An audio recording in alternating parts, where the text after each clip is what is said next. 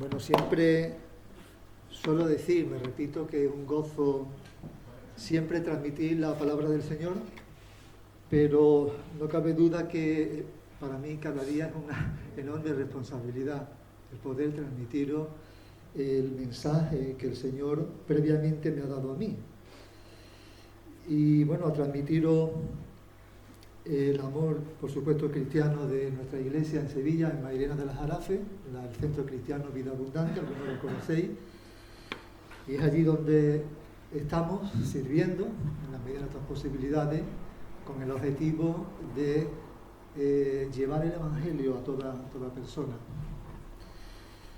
Quiero compartir una reflexión bíblica que tuve con mi iglesia hace un par de meses, porque teniendo mi devocional encontré un versículo que me cautivó.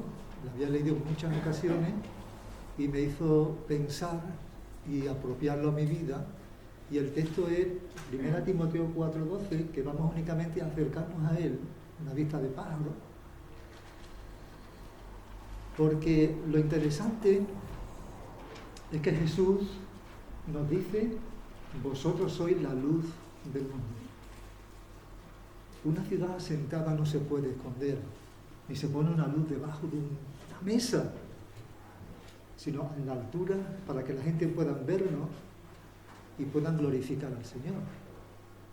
Son palabras que nos desafían a cada uno de nosotros, a mí el primero.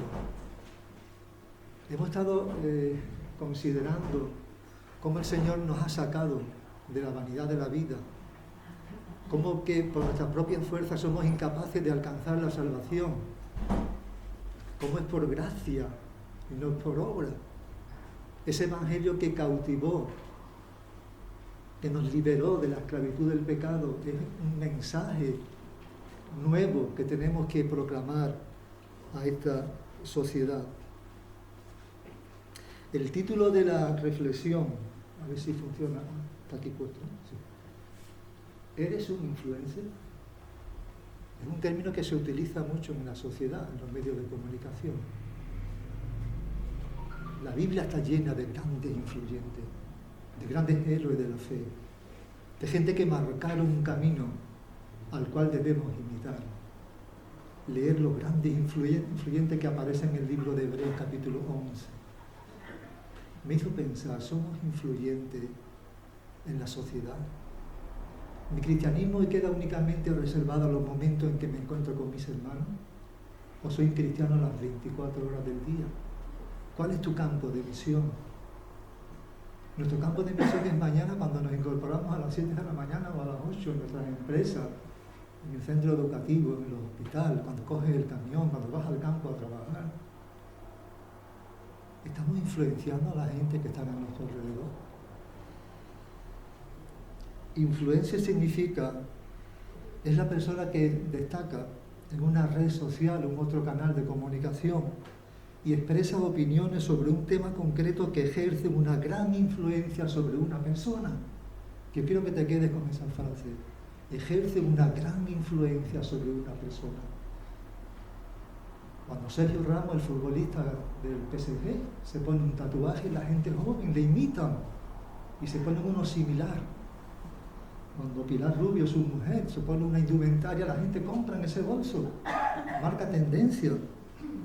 Cuando hay un influyente, lo pueden ver en internet, en temas de dieta, nutrición, la gente imitan qué pueden comer. Los influencers definen a una persona que aporta credibilidad. ¿Aportamos credibilidad donde nos encontramos?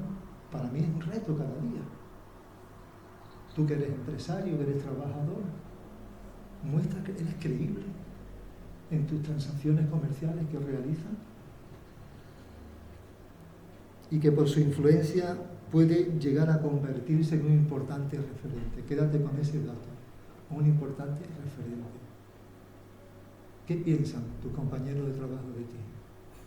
¿Eres un referente? ¿Estás influenciando? Hay gente que te habla, te veo distinto, diferente.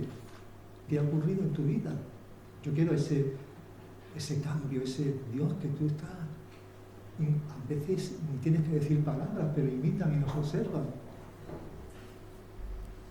Bien, algunas características es credibilidad, tiene valores humanos, éticos, su comportamiento, hay una coherencia, una integridad, transmite confianza y por supuesto influye poderosamente.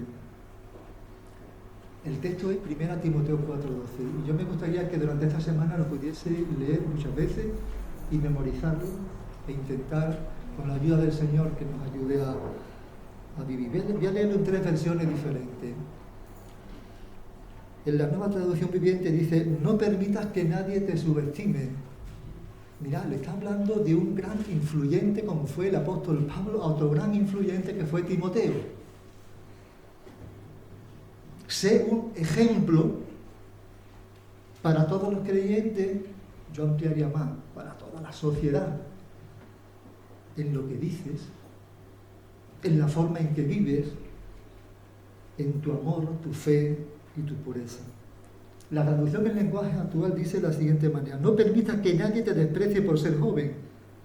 Al contrario, trata de ser un ejemplo para los demás cristianos, que cuando todos oigan tu modo de hablar y vean cómo vive, traten de ser puros como tú, que todos imiten tu carácter amoroso y tu confianza en Dios.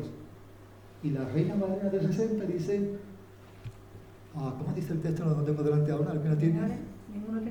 Ninguno tenga en poco tu juventud, sino sé ejemplo en palabra, conducta, fe, espíritu, amor y pureza.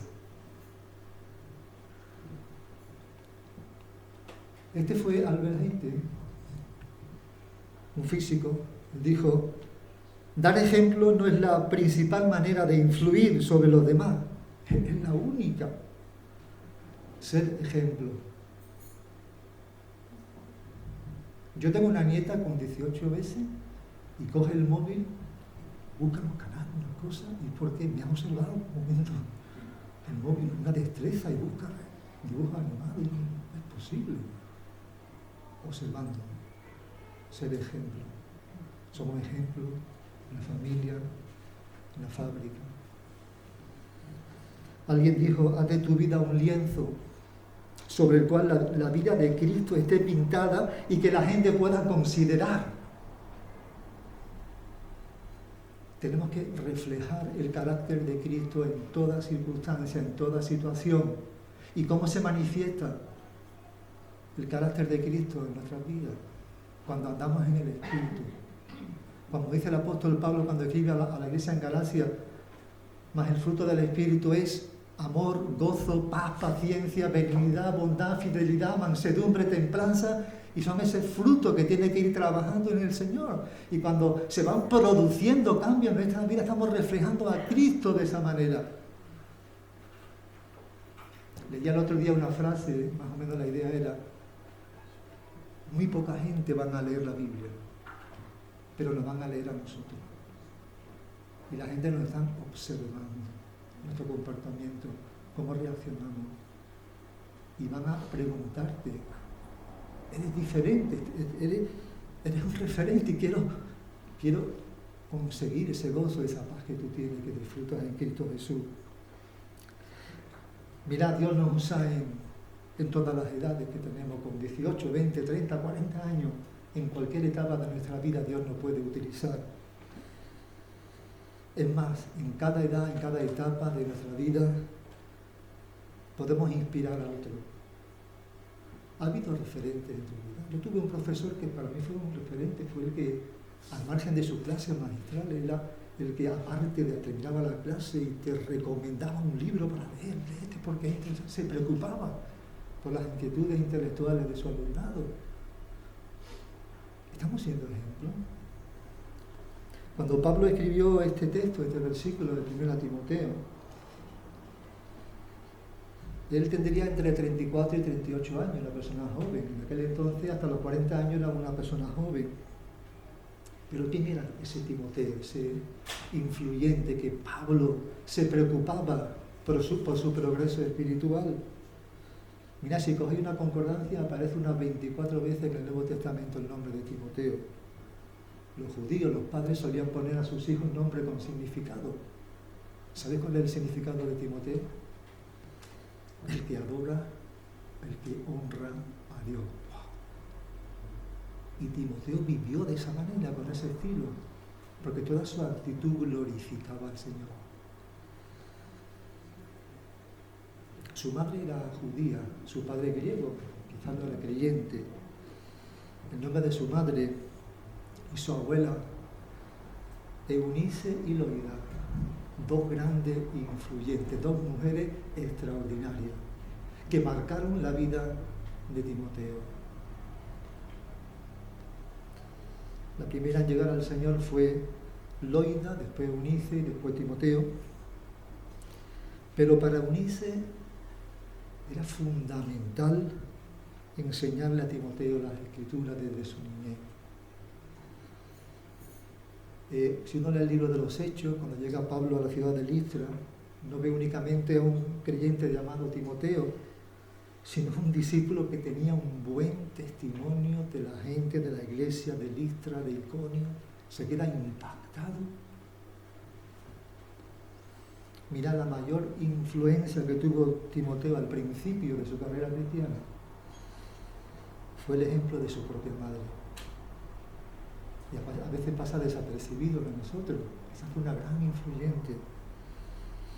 Dos cosas que podemos destacar de esa abuela y de esa madre. En primer lugar, leían las Escrituras a Timoteo. En segundo lugar, vivían las Escrituras delante de Timoteo. Qué coherencia, ¿verdad? Leían y vivían. Leían las Escrituras, dice el texto, y que desde la niñez has sabido las sagradas Escrituras, las cuales te pueden hacer sabio para la salvación que es en Cristo Jesús. Desde la niñez, desde la más tierna infancia, aquellos padres, aquella abuela, le leía la palabra de Dios. Y eso produce una pregunta: ¿leemos como padres, como nietos a nuestros hijos la palabra de Dios? Es cierto que requieren diversión, juego, pero un momento que ellos consideren algún texto que les llame la atención. Pero es más, ellas vivían las Escrituras delante de Timoteo. Dice, trayendo a la memoria la fe no fingida que hay en ti. Una fe no fingida, una fe auténtica, una fe verdadera, una integridad, una coherencia. Dice la cual dice, habitó primero en tu abuela Loida y en tu madre Eunice, y estoy seguro que en ti también. Ellos enseñaban, esas mujeres, a Timoteo a través del ejemplo. Qué gran desafío es para nosotros también como padres y abuelos ser ese referente, ese ejemplo para ello. No se nos dice poco en el libro de Hechos de cómo fue la conversión de Timoteo, pero cuando Pablo le escribe una de sus cartas, dice, a Timoteo, verdadero hijo en la fe. ¡Qué descripción más bonita! Verdadero, auténtico cristiano. Una persona consecuente en quien había creído. ¿Podrá decir eso el Señor cuando estamos en su presencia de nosotros? Verdadero hijo. Que hemos mostrado integridad y coherencia. Un hombre de carácter afectuoso. Cuando Pablo escribe a la iglesia en Filipo, dice, si el Señor quiere, espero enviarles pronto a Timoteo para que los visite. Así él puede animarme al traerme noticias de cómo están. Dice, no cuento con nadie como Timoteo, quien se preocupa genuinamente por el bienestar de ustedes. Qué cosa más extraordinaria. Se preocupa por el bienestar de cada uno. Eso me hacía pensar si nos preocupamos los unos de los otros con autenticidad. Si me preocupo cómo marcha este hermano, cómo progresa en la fe, qué problemas tiene, qué puedo ayudarle.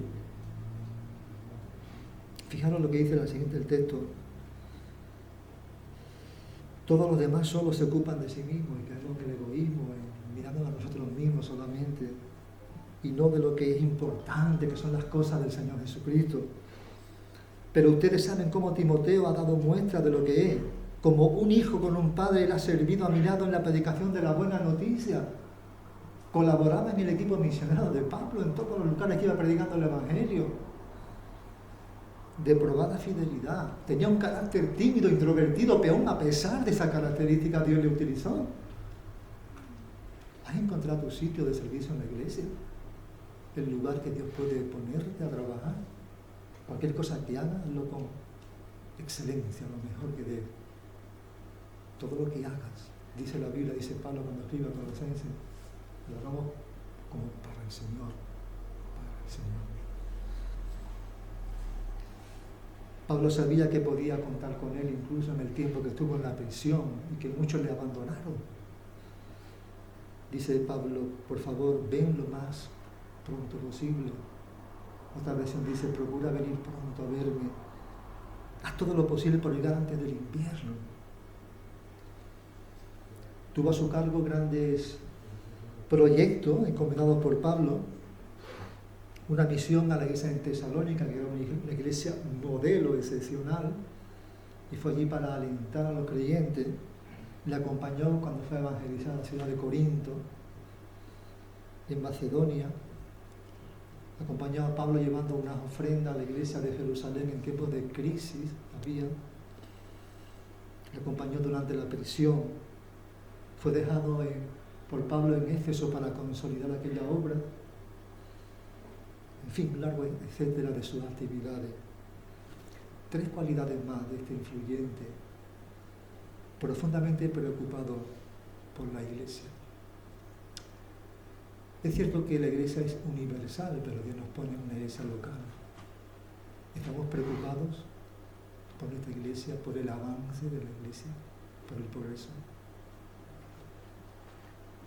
Buscaba los intereses de Cristo antes que los suyos. Busca las cosas del Señor antes que las tuyas. Tenía buen testimonio de los demás. ¿Tiene la gente buen concepto nuestro? Cuando vamos a trabajar, ¿qué piensan de nosotros? Dice el texto de 1 Timoteo 4:12, no permitas que nadie te menosprecie por ser joven, mas compórtate de manera que te ganes el amor, el respeto y la confianza de tu pueblo. Nos ganamos el amor en nuestro pueblo. No quiero circunscribirlo a nuestra iglesia, sino en donde estamos, en el pueblo. Aquí, en San Juan del Puerto, en Huelva, donde nos ganamos el amor, el respeto de la gente, la confianza. Yo me acuerdo una vez que saqué el coche y no podía porque me pusieron un coche delante del vado mío, tenía que ir corriendo a hacer una gestión y salí un poco desesperado buscando a quién era ese coche y llegaba una vecina que yo prácticamente ni la conocía, me ofreció el coche para ir. Sin conocerme, me dio un coche. No sé, me llamó la atención ese detalle. Esto es una chica, una vecina muy competente, porque yo creo que en el fondo nos observan, miran nuestro estilo de vida. Miran que hay algo distinto, diferente a la sociedad. ¿Qué significa tener en poco tu juventud? Cuando Pablo dice a Timoteo, mira, tener en poco significa despreciar, desestimar. Pablo utiliza una palabra en griego, yo no conozco el griego, que es katafroneo, y dice, no has entendido que es despreciar, tratar con desprecio, no hacer caso de, no tomar en cuenta. Otras versiones, como la Nueva Versión Internacional, dice que nadie te desprecie por ser joven.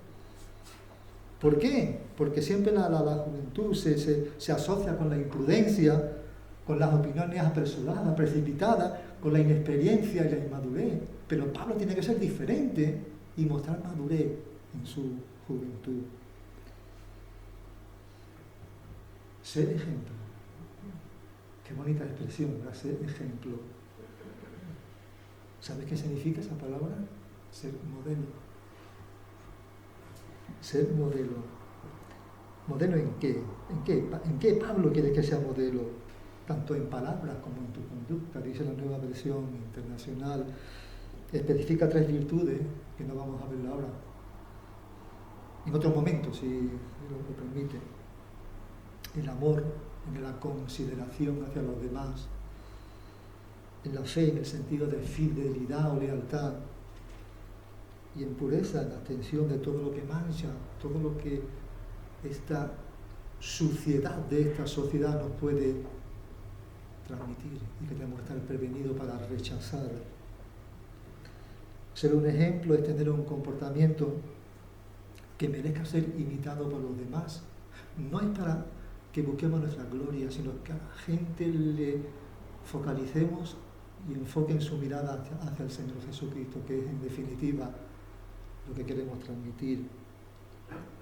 Pablo emplea la palabra tupos o tipo en el griego, refiriéndose a alguien que deja una marca, un modelo, una forma, una impresión en otro, los cuales tienen que imitar y repetir la misma conducta en situaciones similares. Debemos enseñar a través de nuestro ejemplo. Enseñar con nuestra vida, ese es el propósito de Dios para el cristiano, el ser conformado a la imagen de Dios, el no conformarnos con un cristianismo mediocre. La Biblia nos reta a que seamos transformados, renovados, como dice Pablo cuando escribe a los romanos. No dejéis seducir, llevar por las corrientes de esta sociedad, de este mundo, transformados por medio de la renovación de vuestro entendimiento, una forma de glorificar al Señor. Mirad la preocupación que Pablo tenía cuando escribía a los Gálatas. Oh mis hijos queridos, siento como si volviera a sufrir dolores de parto por ustedes, y seguirán hasta que Cristo se forme por completo en sus vidas. ¡Wow! ¡Qué preocupación!, ¿verdad? Hasta que Cristo sea formado. Ese debe ser nuestro objetivo, el discipulado, trabajando con los hermanos para que reflejen en todo momento el carácter de Cristo. Dice el apóstol Pedro, queridos amigos, mira lo que dice en otra versión, ya que son extranjeros y residentes temporales. Y a veces pensamos que nuestra vida está aquí únicamente por muchos años, no sabemos lo que puede ocurrir mañana porque somos tan vulnerables. Una pandemia nos ha cambiado la vida. Somos temporales y tenemos que hacer cosas que apunten hacia lo trascendente, hacia lo eterno. Procuren llevar, dice Pedro, una vida ejemplar entre sus vecinos no creyentes. Así, por más que ellos los acusen de actuar mal, verán que ustedes tienen una buena conducta honorable y le darán honra a Dios cuando Él juzgue al mundo. Una conducta honorable. Yo soy breve, si ves que me paso de tiempo me cortáis. Voy a tomar un poquito de agua, así hago descansar.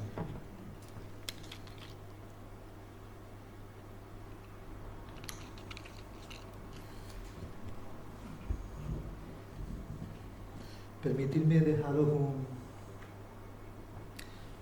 ejemplo. Me pasé esta frase interesante.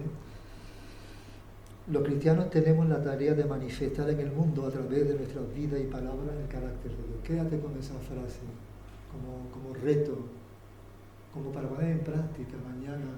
Cuando me gusta mucho el eslogan de los grupos bíblicos universitarios, dicen la evangelización, nuestra razón de ser, nuestro campo de misión.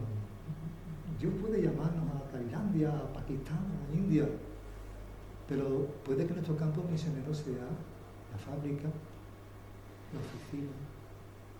Es curioso, a veces pienso cómo el Señor ha permitido una diversidad de profesiones para que estemos en diferentes colectivos. ¿Con qué objetivo? De llevar el Evangelio a otras personas. El que trabaja en hospitales médicos puede relacionarse con gente sanitaria. El que trabaja en ingeniería, en fin, cualquier colectivo. ¿Quién es nuestro modelo y maestro? El Señor Jesús. Él continúa enseñando a sus discípulos. Os animo a que leáis los evangelios buscando la manera en que Jesús cómo enseñaba. Es curioso que él enseñaba a través del ejemplo. De tal manera que él decía a los fariseos, haced todo lo que os digan, pero no haced lo que ellos hagan. Y si no se acerca a la sociedad y a los políticos que mienten cada 2 por 3 y cambian lo que dicen en su programa electoral y después cambian, una decepción por completo. Tenemos a alguien en Italia, Jesús, que fue un modelo de vida para sus discípulos, más que un transmisor de doctrina, más que un transmisor de filosofía, de ideología. Fue un modelo. Él nunca les habló de un modelo porque él mismo era el modelo. No les enseñaba lecciones para saber, sino que les enseñaba cómo vivir. Jesús disfrutaba de la gente. Es curioso, disfrutaba de la gente, de todo tipo de personas. Igual cenaba con un recaudador de impuestos, un inspector de Hacienda, y le criticaba mucho. Mira, ¿con quién está cenando? Él tuvo que decirle en muchas ocasiones, yo he venido no a llamar a justos, sino a pecadores al arrepentimiento. Y también se acercaba a personas paralíticos, ciegos, gente con necesidades. A muchos de ellos les sanó.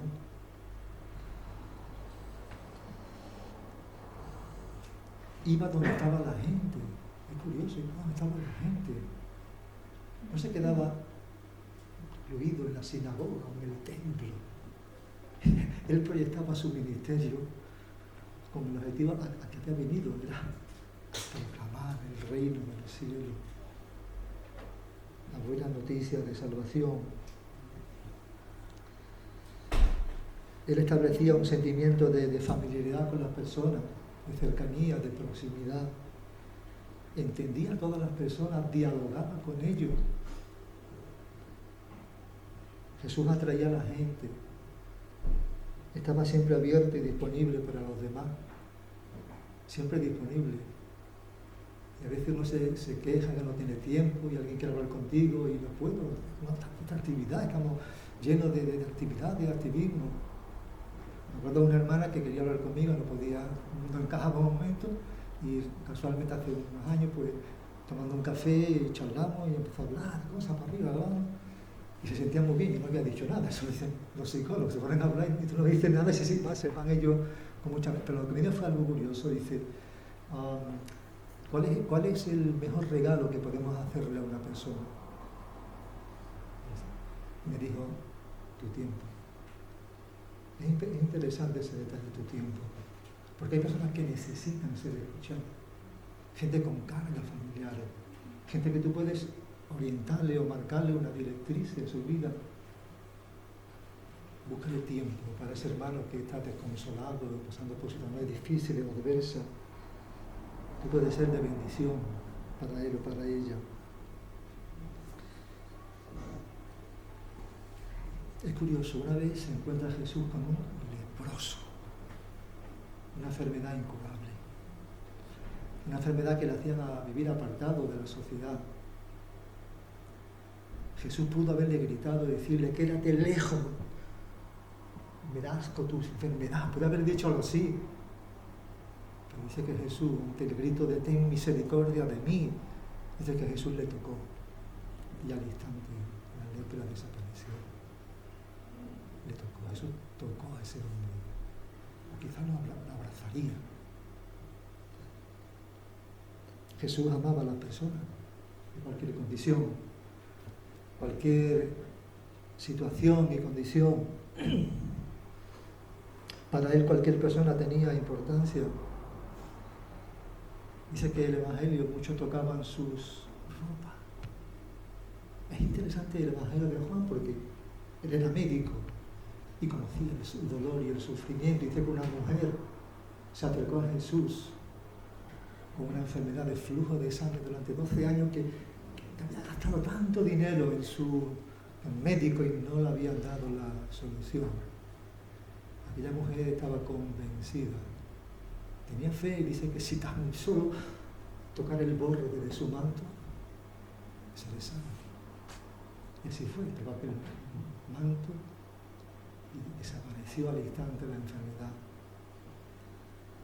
Y aquellos discípulos que le acompañaron al Señor, ¿cómo dice que alguien te ha tocado? Y si la multitud te aprieta. Alguien me ha tocado porque de mí ha salido poder.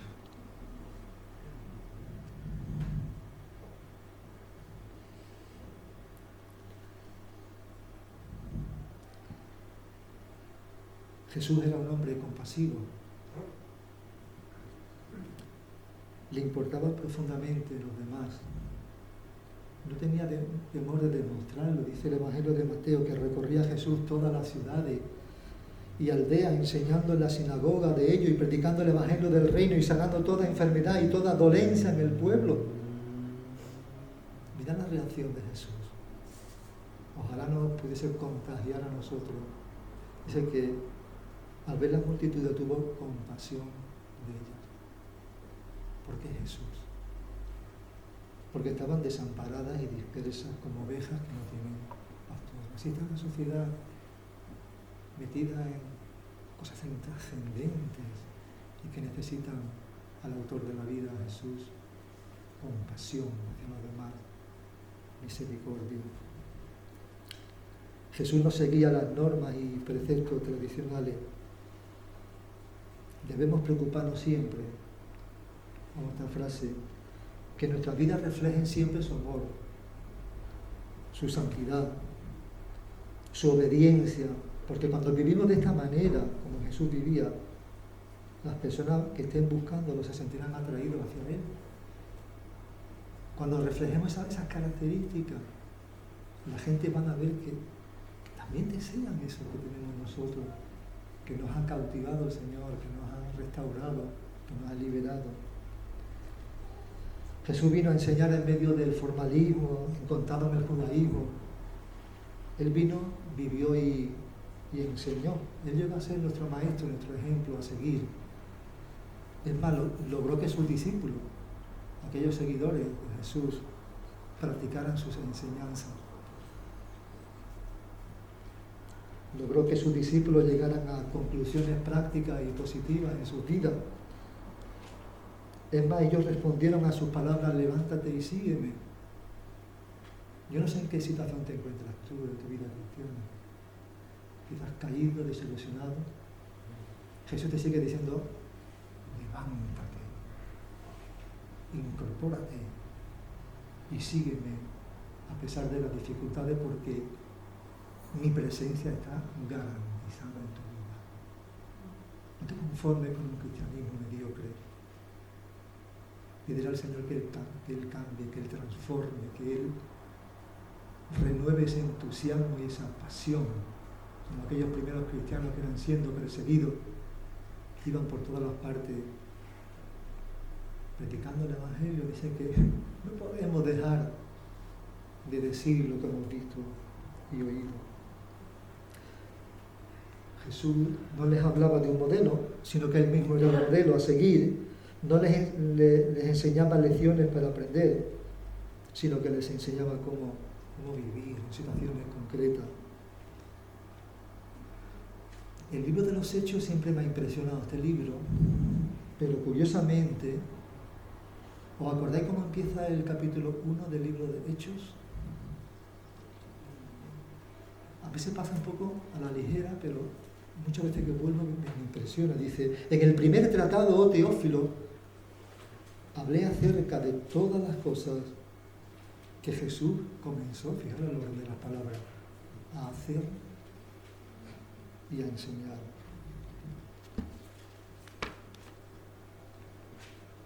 Leía esta frase: todo padre, si eres abuelo, también abuelo, debe recordar que un día su hijo o su nieto seguirá su ejemplo en lugar de su consejo. Lo dejamos aquí, en introducción: ser ejemplo en palabra, conducta, amor, fe y pureza. Que el Señor nos bendiga, que Él siga tocando en nuestro corazón, que nos acerquemos a su presencia como aquella mujer que tocó el borde del manto de Jesús, porque sabía que había poder. Y Dios quiere que vivamos esa vida de poder, guiados por el Espíritu Santo en cada acción. Y el Señor nos ayude a ser ese ese ejemplo en el lugar en el que Él nos ha puesto como nuestro campo de misión, porque a Él sea toda la gloria.